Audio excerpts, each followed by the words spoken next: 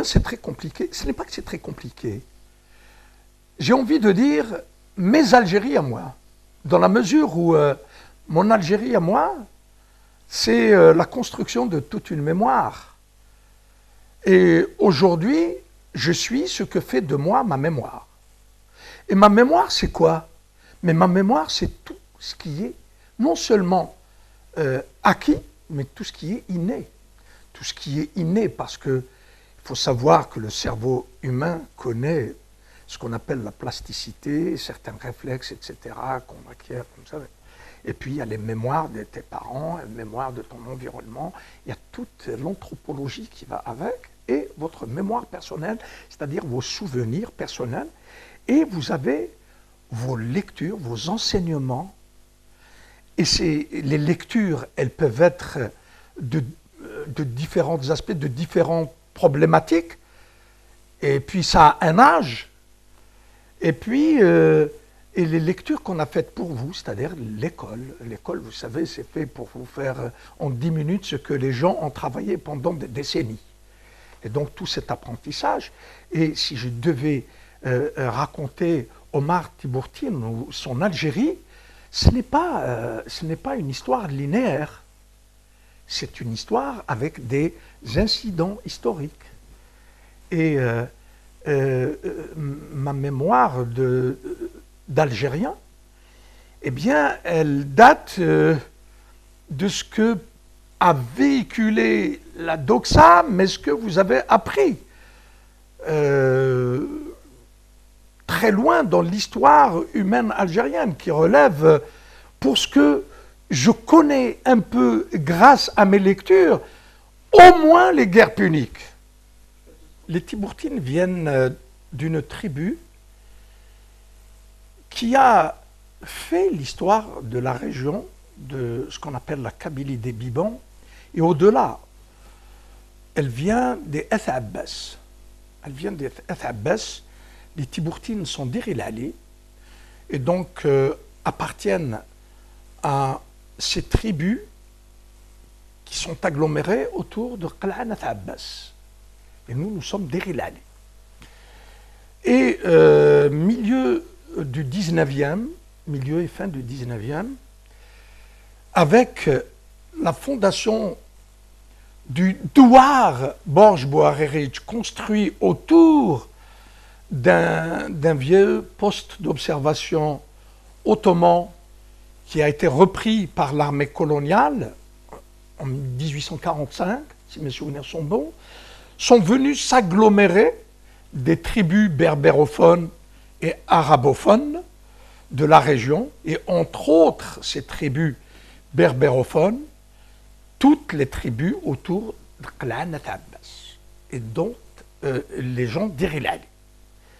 Et les Tiburtines appartiennent à ces tribus qui étaient à Ir el Ali, autour d'Ir el Ali et Qal'an Abbas, qui ont émigré autour de ce fort Borj Bouharerich pour y habiter, pour y construire, pour s'épanouir et pour l'effort de guerre, de libération nationale. Ce n'est pas pour rien que nos personnes âgées, nos pères et grands-pères, ont fait partie de quelque chose qu'ils ne maîtrisaient pas honnêtement bien au milieu du XXe siècle, que sont les ulamas, et puis après, leurs progénitures ont donné les premiers noyaux du PPA, et puis après le PPA MTLD, pour donner après le FLN et l'OCFLN, tout simplement, qui était là en Wilaya 3, zone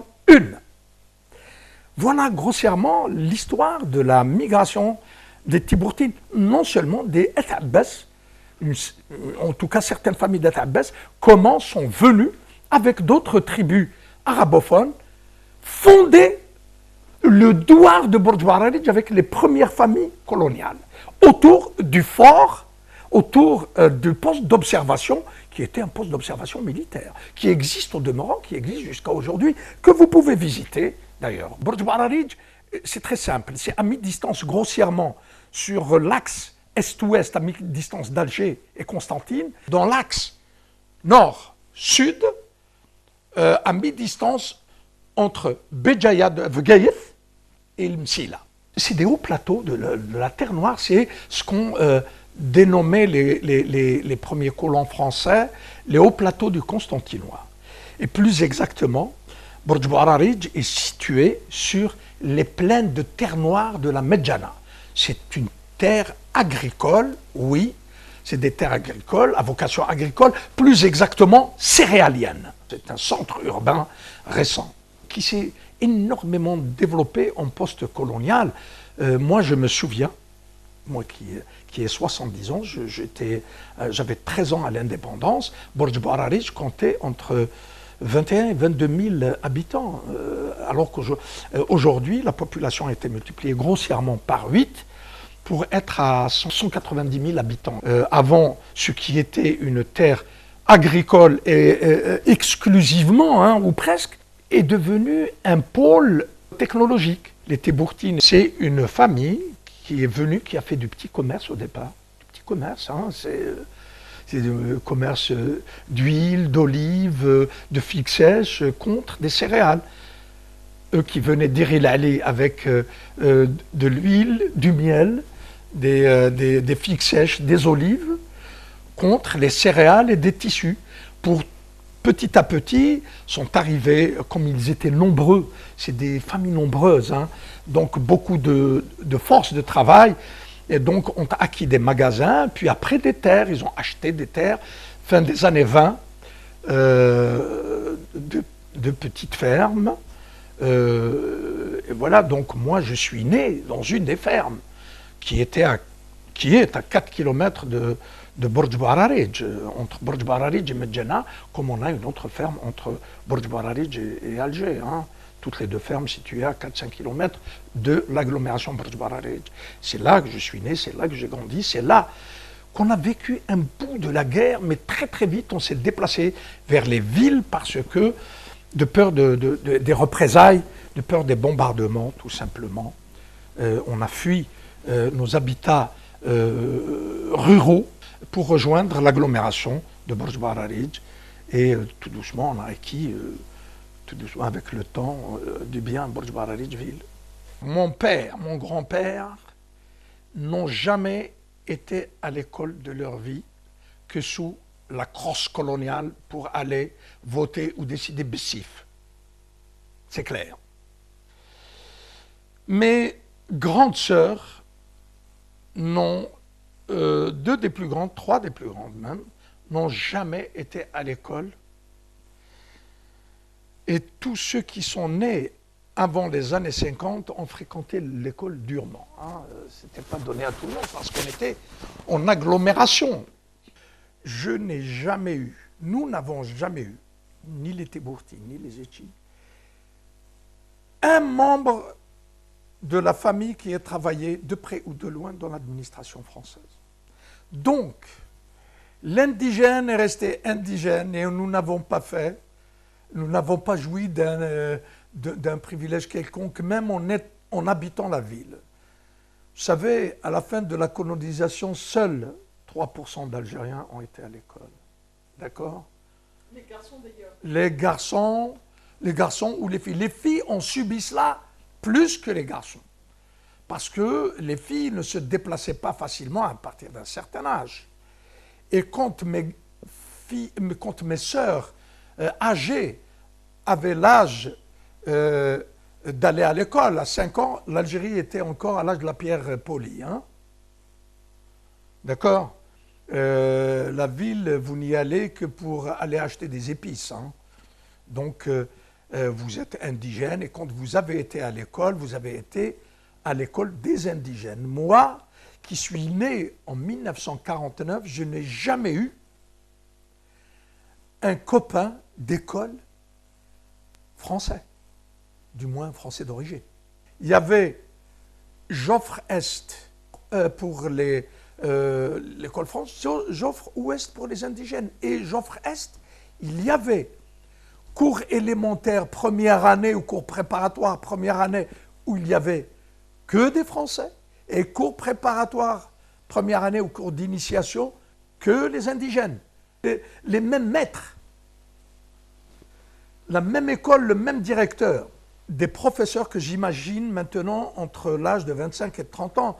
Certains d'entre eux étaient d'une violence inouïe. Ça fait frémir le dos quand je pense à certains sévices qu'ont subis certains d'entre nous. Ah, je pense à amis, cousins. Moi, j'étais un enfant sage. Je ne sortais pas des clous. Mais à la moindre sortie des clous, c'est quoi sortir des clous? Il faut être sous le préau alors que vous ne l'êtes pas. Hein. Ce n'est pas non plus... on n'était pas des petits chenapans. Non, non, non, non, non, non. Et le moindre manquement à l'ordre établi pouvait se faire suivre d'une violence inouïe. Inouïe. De certains, je précise, de certains de nos maîtres d'école, qui étaient, je peux le dire aujourd'hui, d'une barbarie qui ne trouve sa place aujourd'hui dans aucune école du monde. Moi, je me souviens, j'ai un copain, Abdelkrim, je ne citerai pas son nom. À mon avis, tous les troubles psychiatriques qu'il a eus, il est devenu, comme on dit communément, fou. Ces sévices ne sont pas étrangers à cela, parce que très très vite, il était en perdition. Je me souviens d'un cousin aussi, parce qu'on jouait au noyau. Vous vous rendez compte? Vous vous rendez compte? On jouait sous le préau au noyau. C'était quoi les noyaux? Les noyaux, c'est des noyaux d'abricots qu'on mettait en pyramide de 4 noyaux et qu'on essayait de détruire avec notre noyau à 1 mètre, 2 mètres de distance. Oui, tout simplement. Et un de mes... on a chahuté un de mes cousins et moi-même, et mon cousin est tombé au pied, je peux le dire, de M. Héron, directeur d'école. Je n'ai jamais vu, enfin, ça devait donc être un monsieur, un gaillard de 30 ans, en train de taper avec des coups de poing, des coups de pied, ce cousin. Il faut le dire, il a 11 ans. Quand je vois mon neveu, maintenant, j'ai 70 ans, quand je vois mon neveu de 11 ans, quand j'ai vu mes enfants à l'âge de 11 ans, recevoir ce type de coups, cela relève de la sauvagerie. On perd de sa dignité en tant qu'humain quand on fait ça. J'ai appartenu à une famille qui a suivi de très près et qui était sensibilisée aux faits coloniales, comme beaucoup de familles. Hein. Je viens d'Er El Ali, je viens d'Et Abbas. Et Abbas a été impliqué contre les armées de Charles Quint, contre les Turcs, contre les trucs, les Arabes. Attendez, Et Abbas, on vient de cela. Et la même chose, vous prenez le royaume de Koukou, c'est la même chose. Autour de Gaïd, c'est la même chose. Autour non, les Chérides, on n'en parle pas. Vous êtes de cette région, vous savez ce que c'est. Les gens de Mascara, certainement, ont des choses à raconter. Les Ouled Sidichir ont des choses à raconter. Les Bouamema ont des choses à raconter. Et At-Muqaran ont des choses à raconter. Cheikh Al-Haddad, le Constantinois. On est né avec la sensibilisation du fait colonial. Moi, je me rappelle de la guerre de libération nationale comme si c'était hier. Je me rappelle des accrochages des têtes des gens, je me rappelle des meurtres, je me rappelle des descentes, des rafles, des portes de la maison. Enfin, les portes, des espèces de portes qu'on faisait pulvériser une fois tous les 10 jours. La gendarmerie venait les faire pulvériser la nuit, tard la nuit, en vous réveillant, en prenant du lit votre père ou votre frère, etc. Il est arrivé que nous ne sachions pas où est mon père et mes 3 grands frères pendant des mois et des mois. Et c'était un jeune cousin qui passait la nuit avec nous parce qu'on était tous des mômes autour de nos mères. Le patriotisme, je suis né avec, j'ai grandi avec. Et l'indépendance de l'Algérie, je l'ai accueillie avec le même enthousiasme qu'un adulte de 50 ans d'alors. Je savais même quelle était la place du pied noir de modestes conditions et de conditions plus aisées. Et même les modestes conditions, il y avait entre eux et la population indigène un delta appréciable. Hein, c'est-à-dire que même s'il était un travailleur communal, il ne pouvait être que le chef des cantonniers. Ben oui, il faut. Parce que beaucoup se plaisent à dire oui, mais il y avait l'enseignant, le postier, oui, il n'y a aucun problème. Oui, il y avait le gars qui s'occupait de la voie ferrée, de la voie des trottoirs, etc. Oui, je n'en disconviens pas, il n'y a aucun problème. Oui, ils existaient, mais leur statut était différent quand même, hein. D'accord? Et l'Algérien, l'autochtone, contrairement à l'allochtone, il rasait les murs. J'ai vécu ça dans une ville de 20 000 habitants, vous vous rendez compte? C'était la moins mal placée. C'est la moins mal placée, c'est une terre de commerce, c'est une terre d'agriculture, c'est une terre de passage, c'est une terre où il y avait déjà des colons, il y avait, attention, ça n'a rien à voir avec les Dechara autour d'Iril Ali ou de n'importe quel autre village d'Algérie. Vous vous éloignez de 10 km, vous allez avoir Djebel Maraïsan ou Djebel Maadid ou dans les Bibans, le Biban, c'est Gouren, la Kabylie des Nivavoren. Vous allez voir ce que c'est. Attention, c'est pas... Et puis les gens mouraient à 2-3 km de la ville des tempêtes de neige. C'était pas rien. Et ça, c'est des faits qu'on a vécu, que nous avons vécu, nous. Dans une agglomération de 20 000 habitants située sur les hauts plateaux où il y a la route nationale numéro 5, c'est-à-dire l'axe le plus important d'Afrique du Nord. Est-ce que vous vous rendez compte? L'axe le plus important qui était la route numéro 5, nationale numéro 5, qui va du Maroc à la Tunisie, eh bien, passé par Bourj Bouararij. C'est-à-dire, on était les moins mal logés en termes de structure et de logistique. Moi, j'ai toujours grandi, même si à la ferme, il n'y avait pas l'eau, l'électricité, le gaz courant, etc. Dans les villes où on habitait, il y avait l'électricité, il y avait l'eau courante. Attention. Quid des gens qui habitaient dans les petits bourgs à 4-5 km? Dès que vous sortez des grands axes occupés par les allochtones, ou les colons, on appelle ça les colons, ou voilà quoi, qui étaient français mais aussi corse, mais un peu italien, mais un peu alsacien, mais un peu espagnol, mais un peu... Parce que quand on parle de colonisation, on a tendance à croire que c'est tous des franciliens, à la limite. On ne pense même pas... non, c'est un peu plus large que ça, les forces coloniales. Et les gens qui sont venus coloniser l'Algérie, ils sont venus dans un but très précis. C'était pas les riches au départ, on leur a proposé la richesse en émigrant en Algérie pour créer l'homme nouveau, ce qu'on appelle l'homo algérianus. Après, il faut le dire, après une ethnocidie, hein, il faut dire les choses comme elles sont. Vous savez, on n'a qu'à lire Tocqueville et ce qu'a fait Bugeaud, Pélissier, Rovigo, enfin c'est horrible ce qui s'est passé en Algérie. Vous savez, on voulait créer l'homo algérianus, hein. Il fallait raser tout pour créer l'homme nouveau. Vous savez, on n'émigre jamais, on n'envahit jamais un pays pauvre. Hein? On ne va pas refaire l'homme. Si on envahit l'Algérie, c'est parce que c'est riche. L'invasion, ce que l'on appelle avec un euphémisme qui commence à devenir une insulte, qu'on appelle futuhat, c'est-à-dire les conquêtes, c'est-à-dire la rencontre de deux entités qui se sont cherchées enfin, se sont retrouvées, etc., dans une grande convergence, etc. Non. L'Algérie a été envahie par les Arabes. Ils ont certes, comme dirait l'autre, quelques livres à la main, mais c'est surtout le cimetière, le cimetière, le feu, le sang et les têtes coupées. Hein? D'accord? Il faut être d'accord. S'en est suivi l'esclavagisme des femmes blanches et des petits-enfants pour les palais en Orient. D'accord? Les petits-enfants, filles comme garçons.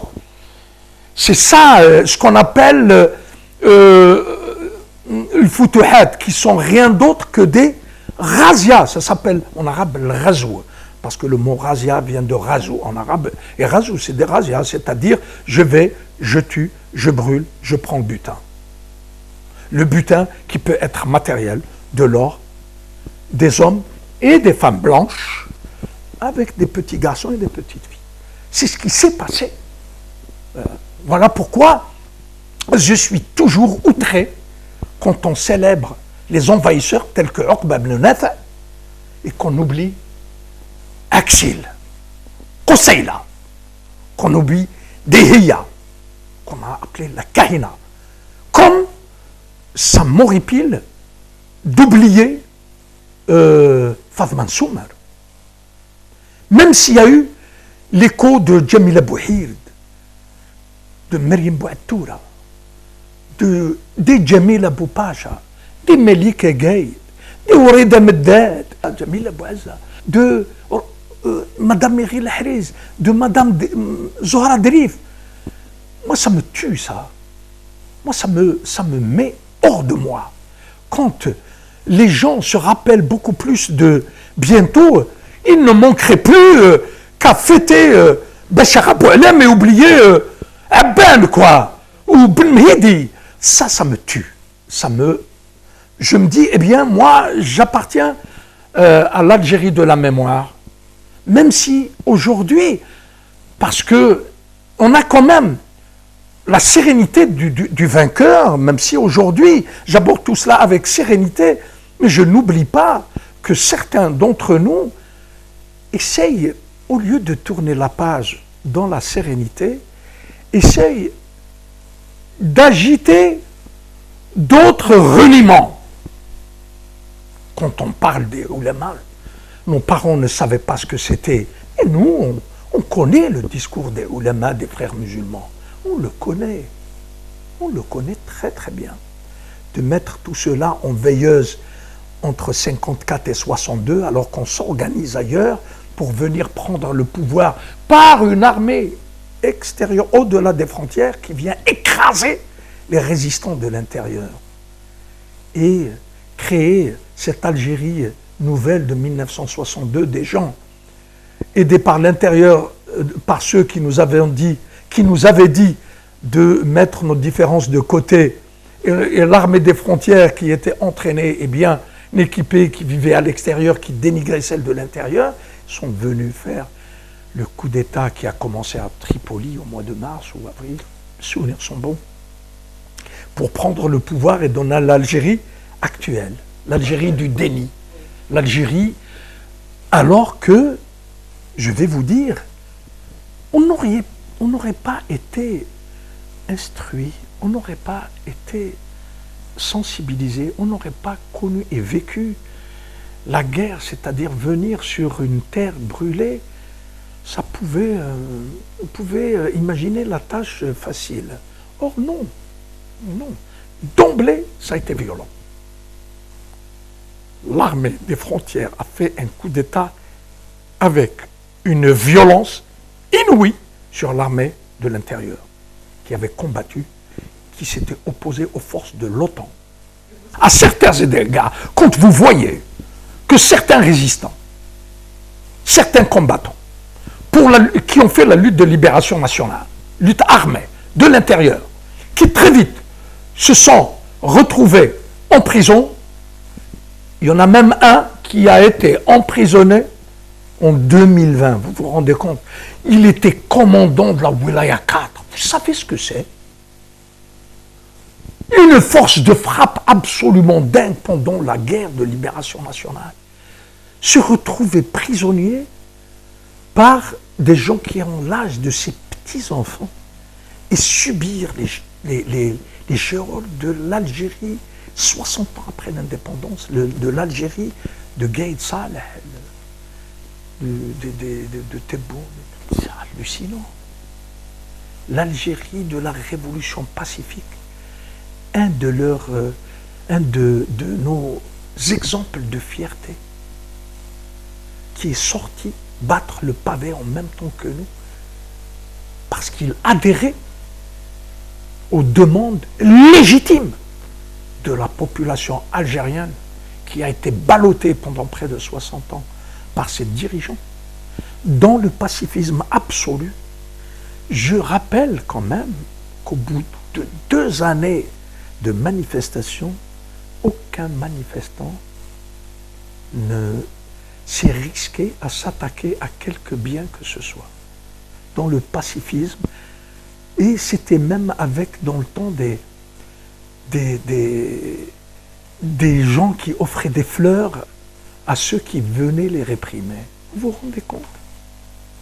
Alors ce même pouvoir a emprisonné certains des têtes de proue du combat pour la libération nationale, le commandant Bourga, Amé Bourga. Comme dirait un grand homme politique, un grand gradé de l'armée, entre vous et moi, monsieur, il y a un océan de sang. Entre l'espoir d'une Algérie jeune qui voulait acquérir son indépendance par les armes, et qui est arrivée, et tous les espoirs, et voir ce qu'il est advenu 60 ans après. Moi, quand j'étais au lycée, je rêvais que tous les jeunes de la planète vivent cette excitation que vivaient les Algériens.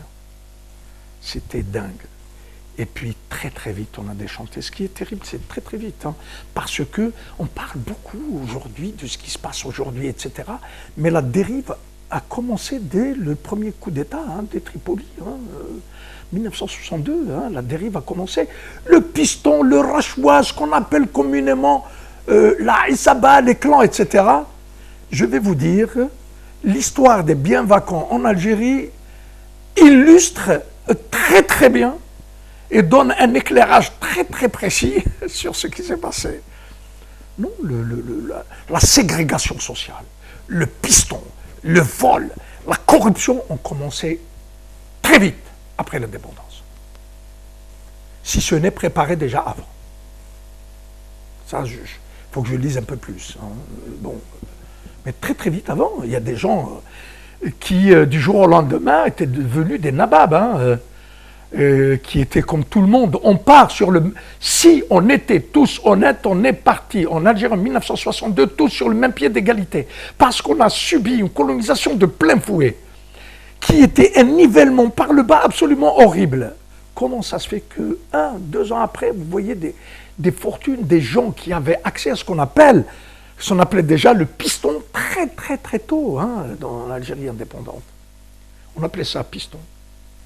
Ils ont été formatés par l'école algérienne, des gens qui ont favorisé toute la ségrégation sociale. Vous savez, j'ai fait ça aussi c'est une plaie dans ma vie. En fait, c'est une douleur. C'est une douleur. Vous savez, je suis médecin. Je suis venu en France faire mes études avec l'espoir de très vite acquérir une formation et revenir en Algérie pour servir mon pays. Quelques années après, je me suis retrouvé dans une situation où il était quasi impossible pour une personne bien faite de repartir voir son pays, parce que très très vite on a déchanté, très très vite on s'était rendu compte qu'on n'était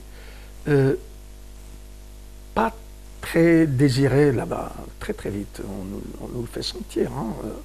C'est-à-dire, quand vous demandez à rentrer pour occuper un poste pour lequel vous avez été formé, on vous demandait une remise à niveau d'1 an, si ce n'est plus, et des titres et travaux.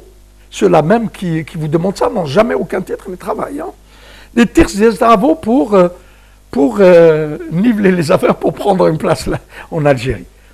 Et quelques années après, vous vous retrouvez, regardez un peu la situation, l'ironie de l'histoire, vous vous retrouvez en tant qu'Algérien, vivant à l'étranger, rentrant faire des missions humanitaires en Algérie. C'est quand même un échec total, quand même. Si on ne vit pas ça comme un échec, je ne sais pas de quoi il faut être fait. Et quand vous faites ces missions, donc vous êtes appelé à connaître l'Algérie profonde. Je n'ai jamais connu une misère en Algérie que celle que vivent certains de nos compatriotes. C'est tout simplement incompréhensible. C'est tout simplement irresponsable. C'est tout simplement condamnable. Les gens, et on peut définir la catégorie de gens, il ne faut pas mentir, il ne faut pas tricher. On sait qui est qui en Algérie, qui sont responsables du dénuement de certaines catégories sociales, certains villages, certains bourgs, certains, on appelle ça aujourd'hui avec euphémisme les zones d'ombre. Tiens, moi je peux très bien vivre à l'ombre. Même les prisons, c'est des zones d'ombre. Mais certaines zones d'ombre, ce que vivent certaines familles en Algérie est indigne de l'être humain. Un pays qui a grillé dans les 20 années qu'on a vécu là, de 1000 milliards de dollars au bas mot. Au bas mot. Il y a des gens, moi j'ai connu, vous demandez ça aux gens qui ont été dans les foyers, dans certaines zones en Algérie. Je vais rendre visite là à mon prochain voyage, si la nature me le permet, dans une région, dans la wilaya de Boumerdès, en Grande Kabylie. Des gens qui vivent avec les rongeurs et les bêtes sauvages. Aujourd'hui, en 2021, vivre dans ces conditions en Algérie est indigne de l'être humain. Vivre comme vivaient il y a cela 5-6 ans seulement, hein, certaines régions du sud algérien, ceux dont les pieds sont en train de fouler une terre riche en pétrole, gaz et autres produits que je ne connais pas, qui enrichissent les ventres des gens du Nord. Si ça, c'est pas de la ségrégation sociale, comment peut-on appeler cela? Quand on nivelle par le bas tout un peuple et que les enfants de certains responsables jouissent de tous les bienfaits qu'offre cette terre belle et généreuse, une terre belle et généreuse, qui finit par produire des gens qui préfèrent se faire manger par des requins et la mer, c'est quand même un échec terrible, quoi. C'est atteindre le degré zéro de la dignité humaine.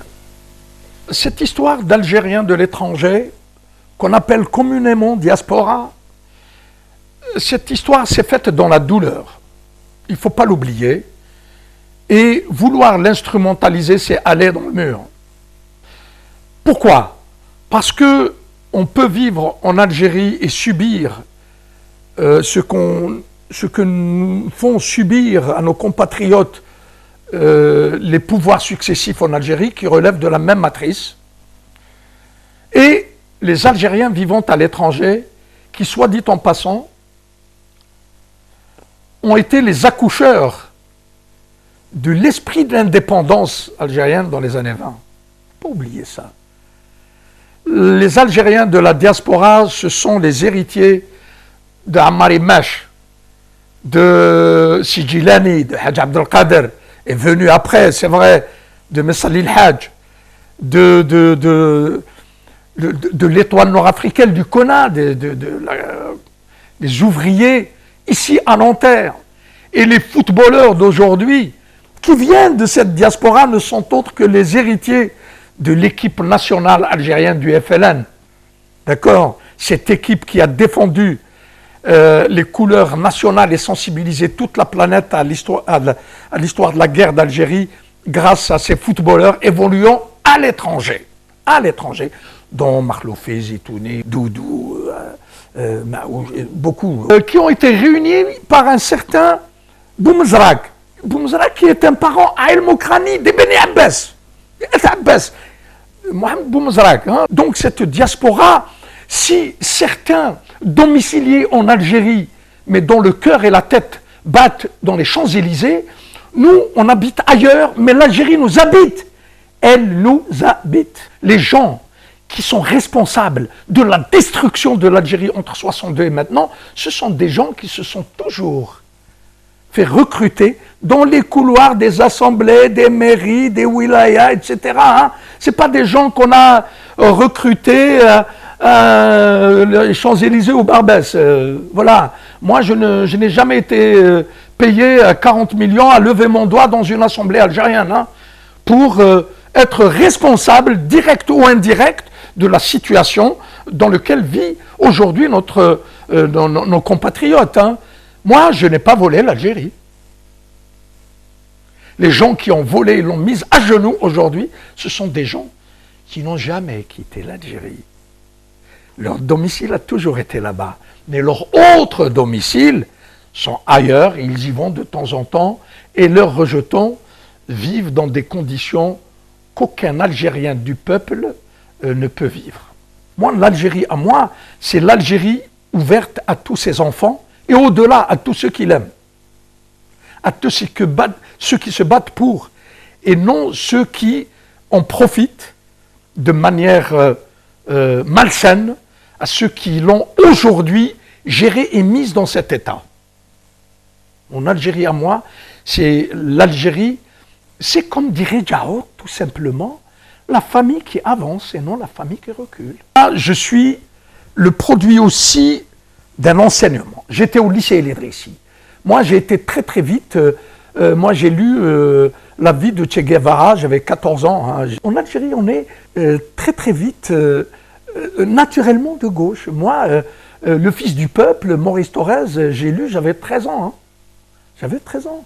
J'ai été, et j'ai reçu des journaux clandestins du PRS, Parti de la Révolution, de M. Boudiaf, paix à son âme. J'ai reçu sous la table, ou sous le burnous, pardon, ou sous la Kachabia, j'étais lycéen. Hein. C'est l'Algérie du combat, l'Algérie progressiste, l'Algérie des égalités de droits et de devoirs entre les hommes et les femmes, de la non-implication ou la non-instrumentalisation par les politiques du fait religieux. Je suis de l'Algérie pragmatique et non l'Algérie qui a toujours surfé sur le pathos. Non, il faut le dire, moi je suis de l'Algérie qu'on appelle communément laïque, mais de l'indépendance du législatif, par rapport et du politique, de l'indépendance, de la séparation des pouvoirs, et d'une école de progrès, une école progressiste, et non d'une école avec un amarrage idéologique arabo-musulman. Je rejette complètement cela. Je suis de l'Algérie qui avance, et non de l'Algérie qui certains souhaiteraient la liquéfier dans une espèce de califat. Non, je suis pour l'Algérie algérienne et l'Algérie algérienne. Que ce soit clair. Dont le socle est fondamentalement amazigh. Il faut être clair. Maintenant qu'il y ait des strates historiques, sociales, tout ce que vous voulez. Bien sûr, cela relève du génie des peuples. Mais mon socle identitaire est amazigh, tout simplement, c'est-à-dire dans une ère civilisationnelle s'étendant entre les îles Canaries jusqu'à Siwa et d'Alger jusqu'au fleuve Niger. C'est un sous-continent. Tout ce qu'on vit aujourd'hui, c'est le résultat d'une déculturation. C'est le résultat d'une stérilisation de tout ce qui est intelligent. Tout ce qui adhère à l'Algérie algérienne avec ses tripes. Tout ce qui est en harmonie avec son histoire et son anthropologie. D'accord? Toute son amazérité libérée du carcan idéologique dont je viens de discuter, avec bien sûr ses profondeurs géostratégiques, qui sont le sud de la Méditerranée, l'Afrique, naturel, et immédiatement à l'est et immédiatement à l'ouest, quoi. Vous savez, la terre amazigh, Il y a de quoi faire, hein, avec une profondeur stratégique très claire, méditerranéenne et africaine. Comme quoi, c'est pas simple de dire à quelqu'un qui es-tu? Je suis tout cela. Je suis tout cela. Et avec ses joies, ses douleurs, avec ses émotions, avec son pragmatisme et avec sa sérénité, parce qu'on a besoin de sérénité pour raconter tout ça avec une certaine fluidité. Je dis une certaine parce que parfois je peux m'emporter, je peux être excessif. C'est le résultat aussi de ce que je suis, ce qu'est mon éducation, ma mémoire, mes acquis. Voilà, et je suis aussi très heureux parce que j'appartiens à une famille qui est grande et qui est... Je remercie mes parents et mes frères et sœurs qui ont fait de moi ce que je suis. Toujours. Tu sais, mon père, qui est à l'origine un petit commerçant, puis un grand commerçant, de par sa famille, et qui a été après dépossédé par les différents pouvoirs jusqu'à la dite révolution agraire algérienne, qui a été une mauvaise chose. Hein. On n'a pas le temps de nous étaler sur cela, qui a déstructuré la société algérienne, qui m'a dit il n'y a que ta matière grise qu'on t'enlèvera pas, donc il faut lire et t'abreuver de ce que te dit l'autre, le bien matériel, il faut voir, c'est bien, parce que ça règle des problèmes. Je suis Omar Oukassi Omar Neth Abbas, dont l'histoire, dont l'épaisse histoire se confond avec l'Algérie historique. Ça ne date pas d'hier, d'avant-hier, ni de 1830, ni du XIIe, ni du XIIIe siècle. Je suis le produit de la mémoire de tout ce peuple. Donc Kabyle, Derilali, qui a émigré vers les hauts plateaux dans la ville, dans le poste avancé Bourj Bouararij, qui est donc une famille qui a grandi, s'est épanouie et a appartenu aux bâtisseurs de cette ville, tout simplement. À cela, à cette famille biologique qui est nombreuse, très nombreuse, qui est aujourd'hui pour la plupart installés à Bourj Bouararij, bien qu'on soit aussi à Alger, qu'on soit aussi à Constantine, qu'on soit aussi toujours à Erelali et ici en France, avec tout ce qu'elle transmet comme message et valeur, comme mémoire et émotion. Une famille, un père, un père qui n'a jamais été à l'école de sa vie, comme mes grandes sœurs, qui est née en 1911, et une famille donc nombreuse avec ses joies et ses douleurs. On a vécu la colonisation et la guerre de libération nationale de plein fouet. C'est-à-dire, moi, quand je parle de moi-même, je ne peux pas expurger ma vie de tout ce qu'elle a vécu comme douleur coloniale et les conséquences de la colonisation. Nous les avons vécues de plein fouet, physiquement, psychologiquement, socialement, économiquement. Voilà. Donc, et puis toute cette famille qui m'a structuré, mais toute aussi cette branche de ma famille directe que j'ai pu, à laquelle j'ai donné naissance, c'est-à-dire ma progéniture à moi. Ma progéniture, j'ai je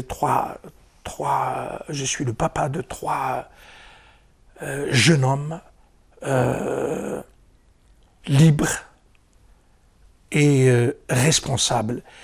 Et ces 3 jeunes hommes ont participé à une période de ma vie, à la structuration, voire à la consolidation architecturale de la cellule familiale même.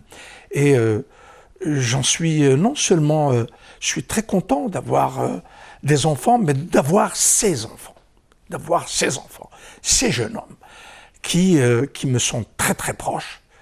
Ils sont très très proches. Mes enfants sont des copains entre eux et ils sont très très proches de leur père et de leur mère. Voilà pourquoi je ne peux pas parler de ma vie sans parler de son continuum que sont mes enfants. Et je voudrais bien parler aussi de la configuration, de l'ère de vie dans laquelle a évolué ma famille. Donc cette ville de Borj Bouararij, où j'ai aujourd'hui, malgré mon absence de plus de 42 ans, quand je reviens à Borj Bouararij, c'est comme si j'avais quitté Borj Bouararij la veille. C'est quand même marrant. J'y ai mes amis, j'ai ma famille, j'ai mes codes, j'ai mes quartiers. Et le quartier, pour rebondir sur le quartier, dans ma vie, a constitué les alentours immédiats de la famille biologique. Je suis aussi le produit de toute cette éducation de quartier. J'étais contrôlé, mais aussi protégé par le quartier. Quand je discute avec des gens plus âgés que moi, de 5-6 ans, aujourd'hui, je parle comme si je parlais aux autres frères biologiques. C'est marrant. J'ai été élevé par mes frères, mes sœurs, mon père, ma mère, etc. Mais aussi par mon quartier qui m'a vu naître, grandir, m'épanouir. Et quand je vais aujourd'hui, en 2021, quand je vais dans mon ancien quartier, je me sens dans mon élément, même si je ne vois pas les mêmes têtes qu'avant, mais le seul fait d'y être me procure une certaine paix, me procure une certaine tranquillité. Je me sens chez moi jusqu'à aujourd'hui. Je passe donc de place de la République au quartier de Langar, on l'appelle Langar parce que c'est les alentours de la gare tout simplement, comme si je passais d'une chambre à une autre. C'est quand même marrant, de chez moi. Je suis chez moi. Je suis chez moi à Paris, comme je suis chez moi à Borj Bouararij. Comme je suis chez moi à Borj Bouararij, et je ne peux pas me dissocier de Borj Bouararij, et ma jeunesse ne peut pas être mon adolescence et après mon passage à l'âge adulte ne peuvent pas être dissociés d'Alger. Ce n'est pas possible parce que mes tripes résonnent aussi avec toutes les douleurs et toutes les émotions qu'a vécu Alger.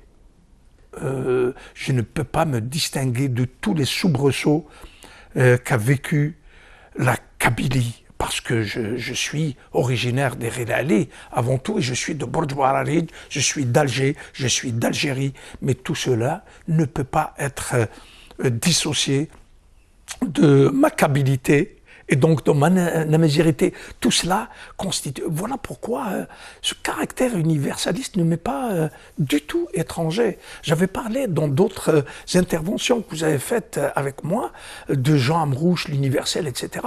Moi, je ne peux pas me désinscrire de cette universalité. C'est impossible parce que c'est consubstantiel à ce que je suis, à ma vie, tout simplement. C'est tout cela, ma vie. Dans tout cela, j'ai été accompagné par mes frères et mes sœurs.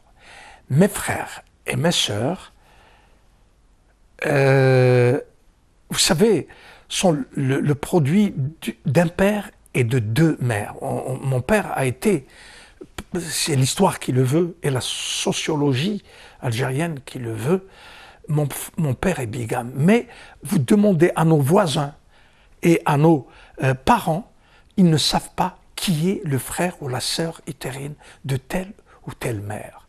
Et ça, je dois le signaler toujours parce que c'est le génie de mon père et de nos mères qui ont été à l'origine et qui ont été les architectes de cette famille très unie Vous savez que moi, jusqu'à maintenant, j'ai une maison parmi mes frères et sœurs. Alors que j'habite la banlieue parisienne, à Noisy-le-Sec. Voilà. Donc je suis le produit de tout cela. Et rien ne peut être enlevé de cela. On peut en rajouter, mais rien ne peut être enlevé parce que tout cela est assumé. Donc rien ne peut être enlevé. Je ne peux pas expurger quoi que ce soit de tout ce parcours et de toute son entièreté actuelle, parce qu'on peut en rajouter. Vous vouliez savoir qu'était l'Algérie de Omar Tibourtine? Eh bien, c'est tout cela. Et je te remercie beaucoup de m'avoir posé cette question parce qu'elle permet de faire le focus sur ce que peut être un Algérien très attaché à son algérianité, mais qui a un ancrage très algérien et qui n'oublie pas d'où il vient. Voilà pourquoi il peut aller sans crainte partout au monde. Je vous remercie beaucoup.